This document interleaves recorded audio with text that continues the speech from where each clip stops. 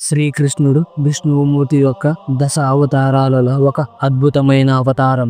భూమి మీద అన్యాయం మరియు అధర్మాన్ని నాశనం చేయడానికి, అలాగే న్యాయం మరియు ధర్మాన్ని నెలకొల్పడానికి జన్మించిన మహానుభావుడు. శ్రీకృష్ణుడి మరణం ఎలా జరిగింది? ఆయన అంత్యక్రియలను ఎవరు నిర్వహించారు? అంత్యక్రియల్లో ఏ భాగం దహనం కాలేదని, అది ఇప్పటికీ భూమిపై ఉందని అంటారు. ఈ ప్రశ్నలన్నిటికీ సమాధానం తెలుసుకోవాలంటే ఈ వీడియో చివరి వరకు చూడండి. ఆయుధాన్ని చేతపట్టకుండా మహాభారతాన్ని ముందుండి నడిపించిన మహాపురుషుడు శ్రీకృష్ణుడు. కురుక్షేత్ర భూమిపై అర్జునుడికి భగవద్గీతను ఉపదేశించిన జగద్గురువు. కలియుగంలో భగవద్గీతను ఒక్కసారి చదివితే మానవుడు విముక్తి పొందగలడు. పరమాత్మ కృపకు హద్దులుండవు. ఆయన లీలలు అపారము. మహాభారత యుద్ధంలో గాంధారి తన 100 మంది కుమారులను కోల్పోయింది. కౌరవుల యుద్ధంలో వీరమరణం పొందగా కౌరవ వంశం పూర్తిగా నాశనమయ్యింది. గాంధారి రణరంగంలో అడుగు పెట్టినప్పుడు ఆమె హృదయం శోక సముద్రంలో మునిగిపోయింది. ఆమె అడుగు అడుగున తన సొంత సంతానం శవలను తాకుతూ వాటిని గుర్తించలేని వేదనలో ఉంది. చీకటి దట్టంగా కమ్ముకుంది. ఆకాశం కూడా ఆమె దుఃఖానికి సాక్షిగా నిలిచినట్లుగా మేఘాలు కన్నీరై కురిశాయి. ఎటు చూసిన మృతదేహాల సమూహం. కొందరు వీరులు తమ ఆయుధాలను గట్టిగా పట్టుకొని ప్రాణాలు విడిచారు. మరికొందరు రక్తంలో మునిగి శాశ్వత నిద్రలోకి జారిపోయారు. విరిగిపడిన రథ చక్రాలు, నిశ్శబ్దంగా ఆగిపోయిన ధనుర్బాణాలు నేలపై చెల్లా చెదురుగా పడి యుద్ధం యొక్క భీకరతను చాటుతున్నాయి. భూమి రక్తంతో తడిసి ఎర్రని సముద్రంలా మారిన ఆ కురుక్షేత్రంలో గాంధారి పాదలు ఆ రక్తసిక్త నేలపై జారుతూ నడిచాయి.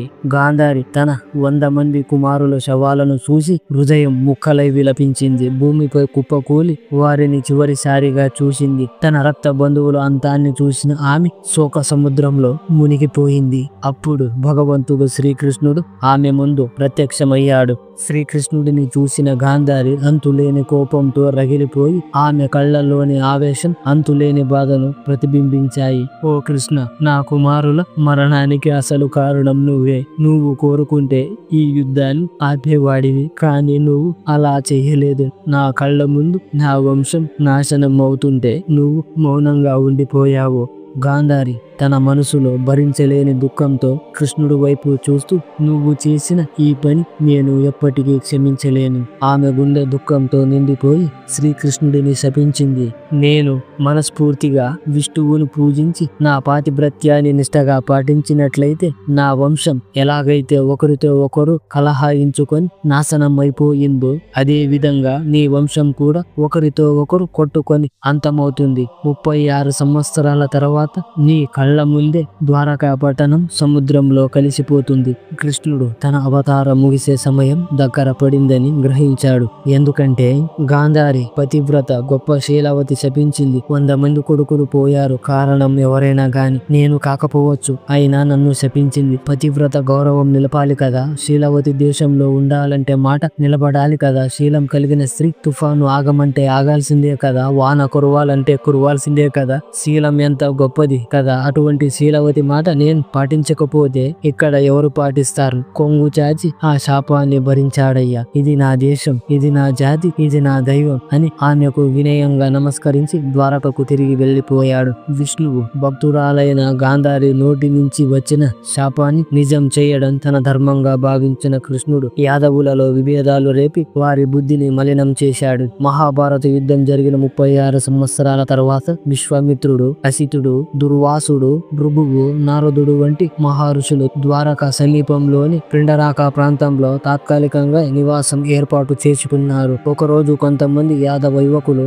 అహంకారంతో మహర్షుల వద్దకు సరదాగా ఆటలాడుకుంటూ వెళ్లారు. వారు ఒక యువకుని గర్భిణీ స్త్రీలా ముస్తాబు చేసి వారు అతని పొట్టకు వస్త్రంతో బిగించి కట్టి మహర్షుల ముందు నిలబడి ప్రశ్నించారు. ఓ ఋషివర్యలారా, నీ జ్ఞానం అమోఘమైనది, అఖండమైనది. ఈమె ఎంతో కాలంగా కుమారుడి కుమారుడిని ఆశిస్తుంది. దయచేసి చెప్పండి, ఆమె గర్భంలో కుమారుడు ఉన్నాడా లేక కుమార్తె? మీరు చెప్పగలరా?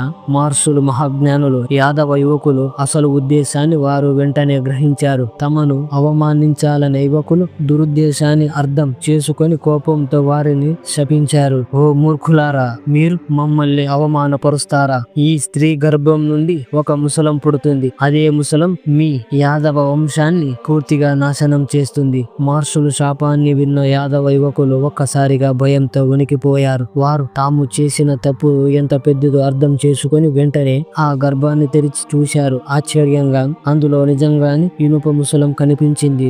దీన్ని చూసిన యువకులందరూ ఎంతో పెద్ద తప్పు చేశామని గ్రహించారు. వారి నిర్లక్ష్యపు ప్రవర్తన ఈ యాదవ వంశానికే ప్రమాదం తెచ్చి పెడుతుందనే భావన వారిలో భయాన్ని కలిగించింది. వెంటనే ఆ ఇనుప ముసలమ్మని తీసుకొని జరిగినదంతా రాజు ఉగ్రసేనుడికి చెప్పేందుకు రాజభవనానికి పరుగు తీశారు. అక్కడ జరిగిందంతా రాజుకు వివరించారు. రాజసభలో కూర్చున్న అందరూ ఈ వార్త విని దిగ్భ్రాంతికి గురయ్యారు. బ్రాహ్మణుల శాపం ఎప్పటికీ వృధా కాదు అనే నిజం అందరికీ తెలిసిందే. రాజు ఉగ్రసేనుడు ఆ ముసలమ్మని చిన్న చిన్న ముక్కలుగా చెయ్యమని తన సేవకులకు ఆదేశించాడు. వారు దీన్ని పుడిగా చేసి ఆ పుడి మరియు మిగిలిన ముక్కలను సముద్రంలో పాడేశారు. ముక్కల్లో ఒకటి సముద్రంలో ఉండగా దాన్ని ఒక పెద్ద చేప మింగేసింది. మిగిలిన పుడి అలలతో కొట్టుకుపోయి తీరానికి చేరింది. కాలక్రమేణా ఆ పుడి పడిన ప్రదేశంలో గడ్డి మొలిచింది. ఒకరోజు ఒక మత్స్యకారుడు సముద్రంలో చేపలు పడుతున్నప్పుడు అతనికి వలకు ఒక పెద్ద చేప చిక్కింది. అతను దాన్ని చంపి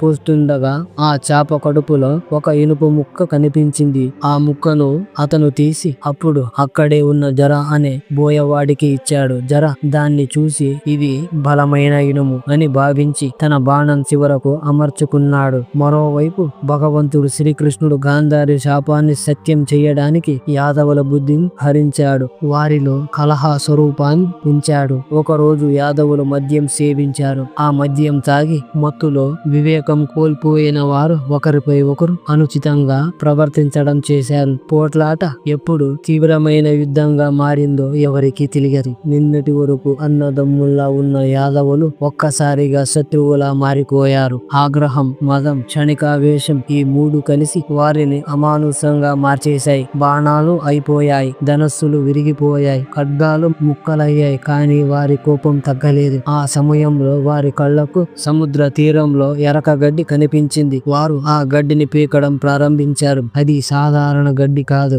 ఋషుల శాపం వల్ల పుట్టిన ముసలం నుండి వచ్చిన గడ్డి. యాదవుల చేతిలోకి రాగానే అది వజ్రం లాంటి ఆయుధంగా మారింది. యాదవుల మధ్య హింసాత్మక యుద్ధం, అలాగే తమ వంశాన్ని తాము నాశనం చేసుకున్నారు. ఋషుల శాపం అక్షరాల నిజమయ్యింది. యాదవులు ఆ గడ్డితోనే ఒకరిని ఒకరు పూర్తిగా నాశనం అయిపోయారు. ఇది అంతా చూసిన బలరాముడు బాధతో ఊపిరి గట్టిగా పిలుచుకున్నాడు. అందరి విధిని దృష్టిలో ఉంచుకొని సముద్ర తీరానికి వెళ్లి ధ్యానంలో మునిగిపోయారు. యాదవుల వంశం నాశనమయ్యింది. బలరాముడు తాను వైకుంఠానికి చేరుకున్నాడు. ద్వారకలో గడిచిన యుగాన్ని ముగించే సమయం ఆసన్నమైంది. భగవంతుడు శ్రీకృష్ణుడు తన భూమిపై అవతార యాత్ర ముగిసిన విషయాన్ని గ్రహించి రావి చెట్టు కింద ప్రశాంతంగా ధ్యానంలో మునిగిపోయి ఉన్నాడు. ఆయన పాదం తామర పువ్వులా మెరుస్తూ ఆహ్లాదకరంగా ప్రకాశించింది. అదే సమయంలో జర అనే బోయవాడు అడవిలో మృగాల వేట చేస్తున్నాడు. ఆ మెరుపును చూసి అతను దాన్ని జింక కన్నుగా భావించి తన బాణాన్ని సిద్ధం చేసి వదిలాడు. కానీ ఆ బాణం మామూలు బాణం కాదు. ఆ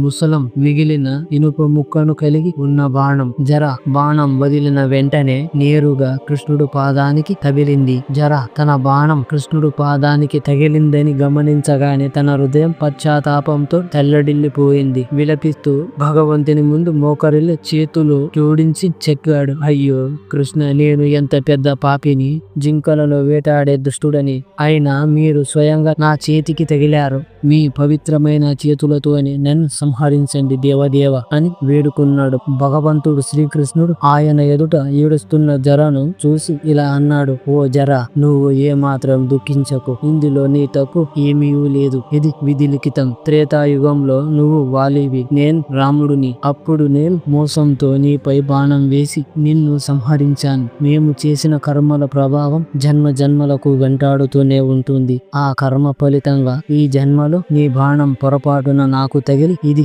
కేవలం కర్మచక్రం ముగిసే విధానం మాత్రమే అని నెమ్మదిగా సమాధానం ఇచ్చాడు. శ్రీకృష్ణుడు తన లోకానికి తిరిగి వెళ్ళిపోయిన వెంటనే ద్వారక నగరాన్ని ఆవరించిన సముద్రం మునిగిపోయింది. శ్రీకృష్ణుడు అంత్యక్రియలు పాండవులే నిర్వహించారని కొన్ని కథనాలు చెబుతాయి. అయితే భాగవత పురాణాలలో ఇలాంటి వివరణ లేదు. లౌకిక కథల ప్రకారమే పాండవులు అంత్యక్రియలు నిర్వహించినప్పుడు శ్రీకృష్ణుడు శరీరం పూర్తిగా కాలిపోయింది, కానీ ఆయన గుండె మాత్రం కాలలేదు. అప్పుడదే గంగా జలంలో నిమగ్నం చేశారు. అనంతరం ఆ హృదయం భగవంతుని పరమ భక్తుడైన రాజా ఇంద్రద్యాముడికి లభించింది. అప్పుడు ఆయన ఆ పవిత్ర హృదయాన్ని జగన్నాథ స్వామి విగ్రహాల్లో ప్రతిష్ఠించారు. నేటి ఆ హృదయం జగన్నాథ స్వామి విగ్రహంలో ఉందని నమ్ముతారు. ఈ విషయం మీకు ఆసక్తిగా అనిపించిందని ఆశిస్తున్నాం. ఈ వీడియోని లైక్ చేయండి, మా ఛానల్ ని సబ్స్క్రైబ్ చేయండి. అందరూ చెప్పండి జై శ్రీకృష్ణ.